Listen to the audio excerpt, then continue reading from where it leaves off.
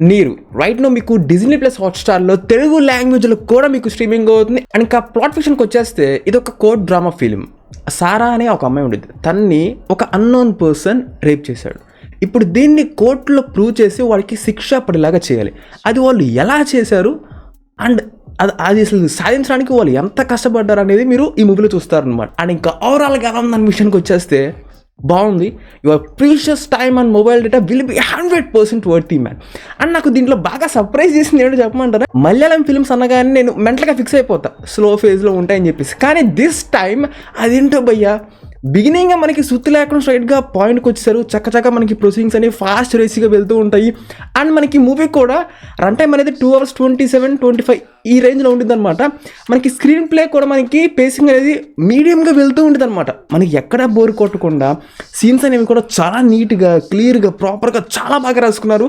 And especially నాకు దీంట్లో ఇంకా బాగా నచ్చింది ఏంటంటే ప్రొటాగనిస్ట్ వైపు, అంటే వాళ్ళ క్రిమినల్ మైండ్, వాళ్ళ knowledge, at the same time victim అయి వీళ్ళిద్దరిది కూడా మనకి బ్యాలెన్సింగ్గా ఈక్వల్గా చూపిస్తూ వచ్చారనమాట. మనకి కోర్ట్ రూమ్లో వాళ్ళు డిఫెండ్ చేసేటప్పుడు ఆ కాన్వర్జేషన్స్ అన్నీ కూడా వాళ్ళ తెలివితేటలు అండ్ మన విక్టిమ్ సైడ్ ఉన్న మన మోహన్ లాల్ గారు ప్రతి స్టెప్కి పై ఎత్తు వేస్తూ వాళ్ళని ఓడిస్తూ, అట్లాగే మళ్ళీ వీళ్ళు కూడా ఏం తక్కువ కాదు, ఇద్దరిని కూడా చాలా ఈక్వల్గా తీసుకొచ్చారనమాట. ఇలా మనకి సాలిడ్ రైటింగ్తో వాళ్ళిద్దరిని ఈక్వాలిటీతో మనకి ముందు తీసుకెళ్తూ ఉంటారనమాట. ఈవెన్ ది క్లైమాక్స్ ఆల్సో మనకి జనరల్గా మనం కోర్ట్ డ్రామా ఫిలిమ్స్లో మనకి మొదటి నుంచి ఎంత డామినేషన్ చూపించినా కానీ ఇంకా మిడిల్ ఆఫ్ ది స్టేజ్లో మనకి ప్రొటాగనిస్ట్ తగ్గించేసేసి విక్టిమ్ని పైకి లేపుతూ ఉంటారనమాట. కానీ ఇక్కడ అలా కాదు. ఈవెన్ దో క్లైమాక్స్లో కూడా మనకి ప్రొటాగనిస్ట్ డామినేషన్ అనేది ఇంకా ట్రై చేస్తూనే ఉంటాడు క్రూయల్గా. అండ్ క్లైమాక్స్ సీన్ మటుకు కోర్ట్ రూమ్లో నాకు చాలా అంటే చాలా బాగా నచ్చింది. తనకి ఉన్న ఆ డిసడ్వాంటేజ్నే మేజర్ అడ్వాంటేజ్గా కన్వర్ట్ చేసుకొని మనకి కేసుని క్లోజ్ చేశారు.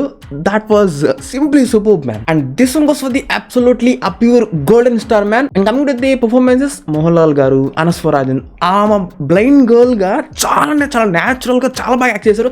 అండ్ రిమైనింగ్ ఎవ్రీ యాక్టర్స్ కూడా వాళ్ళకి ఇచ్చిన రోల్స్ లో they are perfect and good man. Background score నాకు కోర్ట్ రూమ్ లో కొన్ని చోట్ల చాలా బాగుంది అనిపించింది. Production quality and cinematography it's decent man.